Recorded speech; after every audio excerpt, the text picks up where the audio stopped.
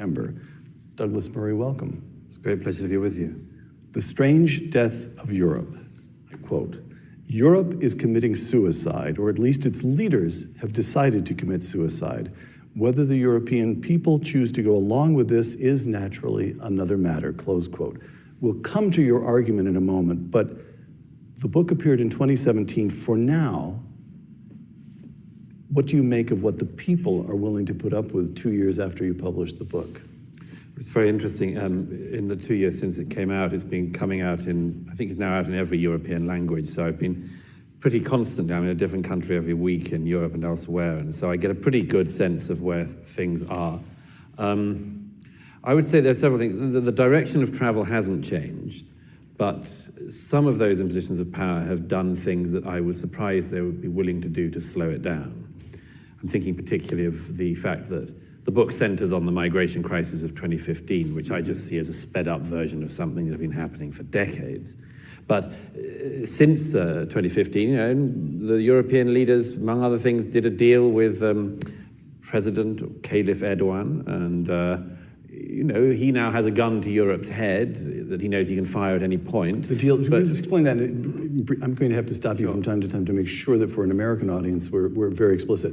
Erdogan is president of Turkey, and the nature of the deal was? We Europeans pay him huge sums of money, and he stops boats leaving the Turkish shores for Greek islands. Right, and it is just as crude and straightforward as that. He's not doing it out of the kindness of his heart. Right. And things like that have undoubtedly meant that the flow of 2015 has slowed. I mean, the boats are still setting off from the North African coastline, but nothing like the rate of 2015. So there have been some things like that that have surprised me. All right.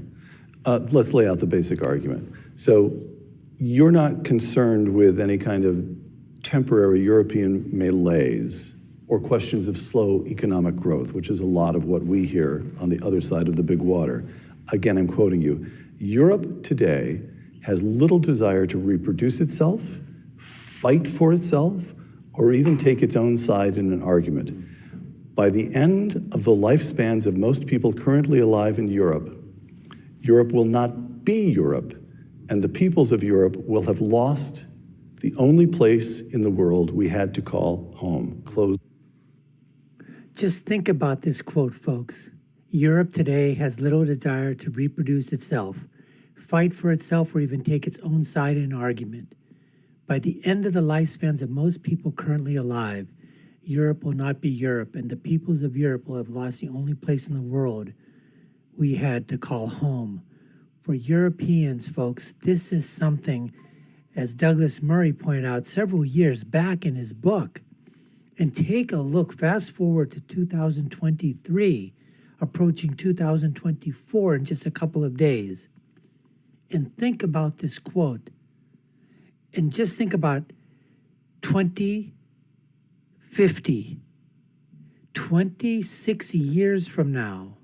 What do you think Europe will look like? What do you think England will look like? The British Isles?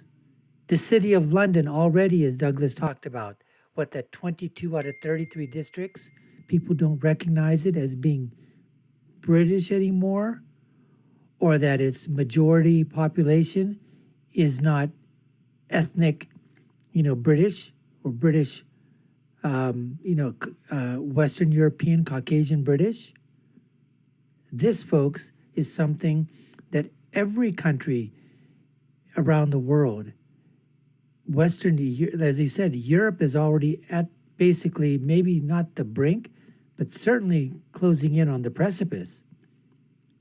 And we have to take a look at here in America is that because our landmass is so great and so vast, and that you don't have the pockets of isolation where immigrants and migrants and other ethnicities have come and then just sort of conclave into an area, which is basically, then dominate 30, 40, 50, 60% of a certain ethnicity stays in that area. And they don't spread out. They don't assimilate. They don't integrate. And that's what's happening.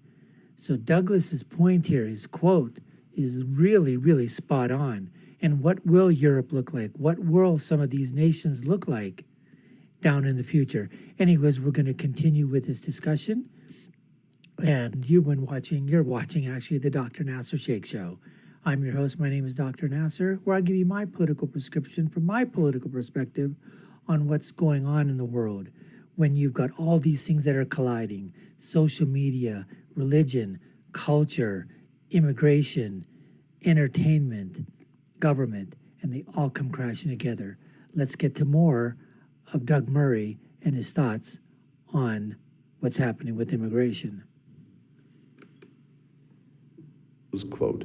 2 years later, you stand, but that's a very dramatic statement. 2 years later, you stand by that. Oh, absolutely. Yes, in the lifespans of, as I say, most people, it'll be a different place. It already is. And I lay some of that out in remorseless detail in The Strange Death of Europe. Sometimes when things happen relatively slowly, people get used to things, they adapt. I give the example of the census in the UK, the last census in the UK, which showed that in 23 out of 33 London boroughs, people who identify as white British are in the minority in those boroughs. So that in the lifespan of, I mean, you can either, like that, dislike it, or feel benign about it. But that's a massive change in just one person's lifespan already. John Cleese tweeted, as we taped this, I think it was last week, John Cleese of Monty Python fame tweeted, "London no longer seems to be an English city." I think that's a close paraphrase, if not a quotation. And he was attacked. The attack, as attacks are on Twitter. Yeah. But he was correct.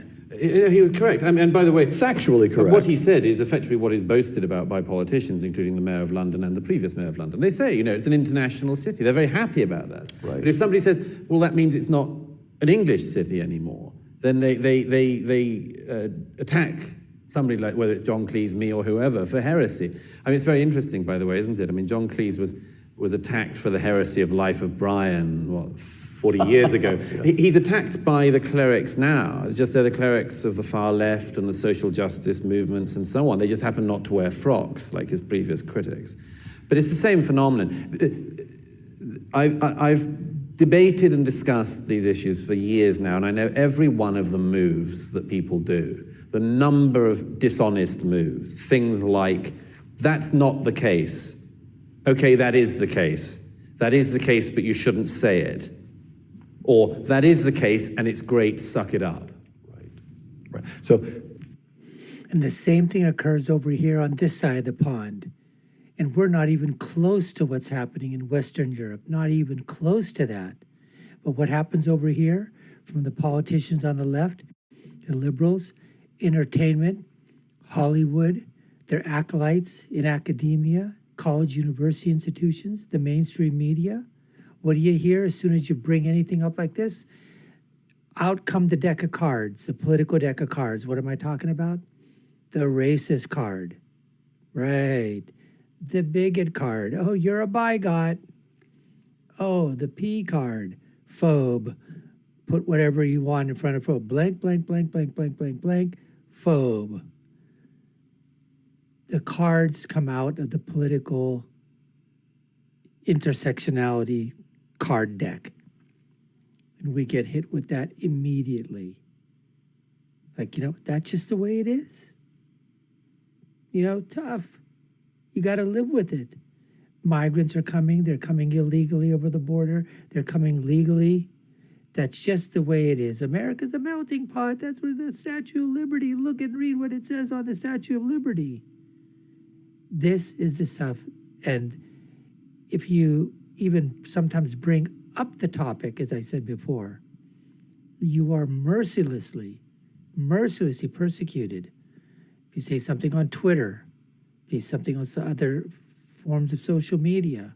But there are people that are out there. We are sticking to our guns. We're raising the issue, and we're just saying, look, immigration is fine, but it needs to be controlled. It needs to be checked. We need to know who's coming in. Are they assimilating? Are they integrating? Or are we just allowing anybody and everyone to come through, regardless of their educational level, regardless of whether or not they really want to live in America? Do they have the ideals? Are they willing to accept the rules and regulations of American society?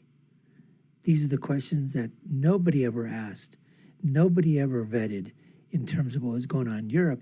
And the same thing, unfortunately, has happened here on this side of the pond, the United States of America. Let's continue. Basic argument. This has come about, this death of Europe, or this has come about, quote, because of two simultaneous concatenations from which it is now all but impossible to recover. The first is the mass movement of peoples into Europe, close quote. So explain that, explain 2015, and tell us what happened in 2015, remind us, and that was a speeded up version of what?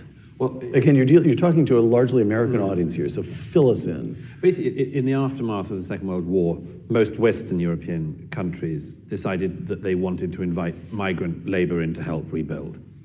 At the beginning, the idea was that they wouldn't stay. They would come and then they'd go home after doing the job. Unsurprisingly, they did stay, or at least large proportions of them did.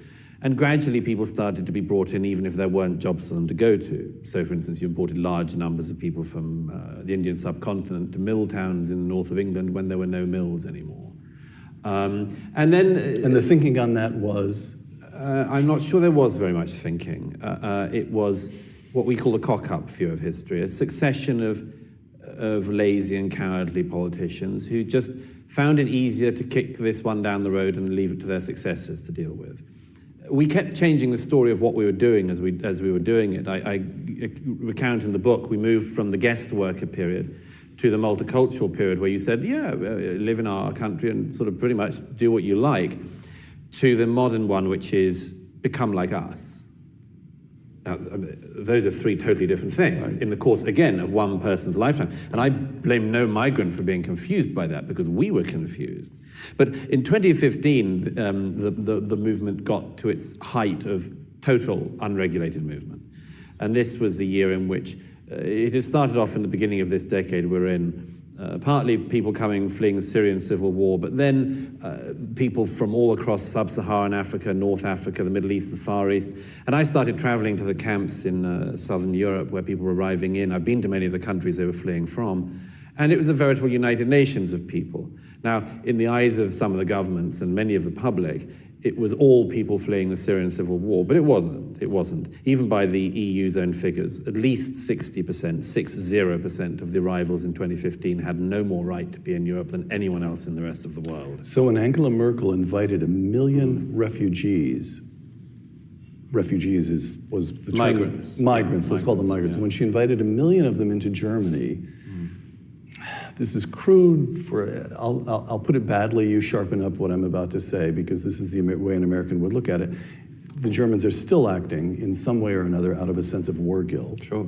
That's straightforward. Oh, absolutely straightforward. I mean, there's no doubt about it. I mean, this is a job for a psychiatrist in many ways. Look at the reception at Munich station.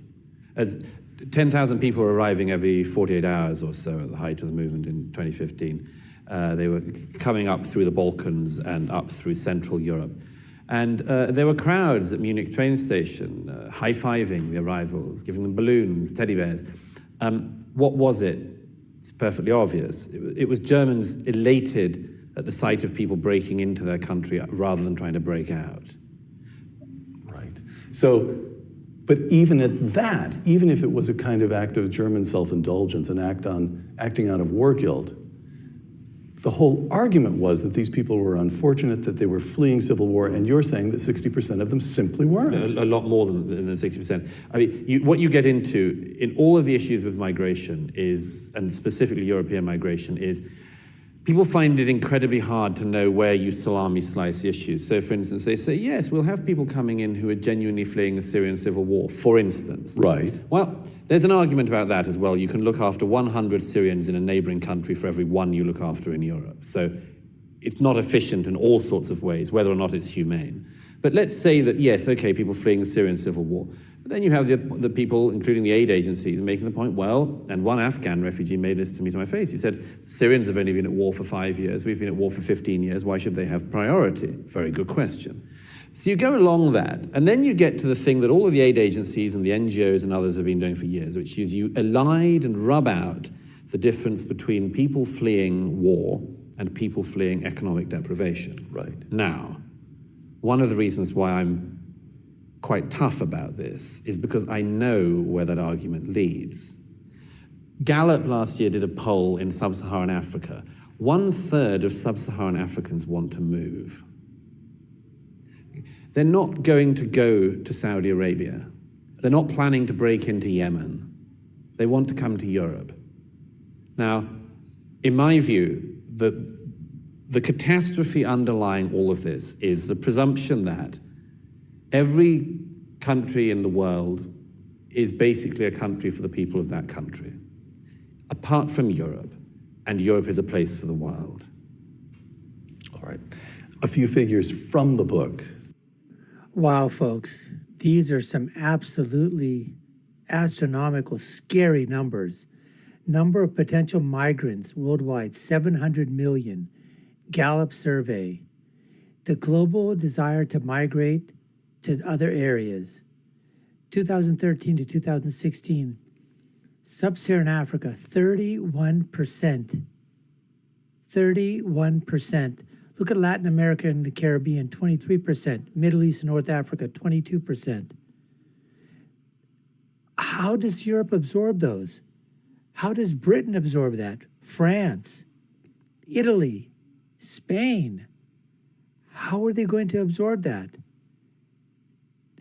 And then from there, if we're talking on the southern border of the United States, that's what we talk about. How many people can a country absorb with massive, massive amounts of movement and very little time to integrate and assimilate? Douglas Murray is certainly being prophetic when he's basically talking about this and sounding the alarm bell. And so far, he's been right on point. Anyways, folks, we appreciate you taking the time to watch. You've been watching the Dr. Nasir Shaikh Show. I've been your host. My name is Dr. Nasir. If you haven't done so already and we've earned your subscription, subscribe to the channel. We'd certainly love for you to do that. Like, share, and follow us. You know what to do. Take a look at other video links above and below. And I'll leave you with my final thought, which is, when you're right, you're right. And when you're left, you're wrong. Until next time, folks, take care and stay safe.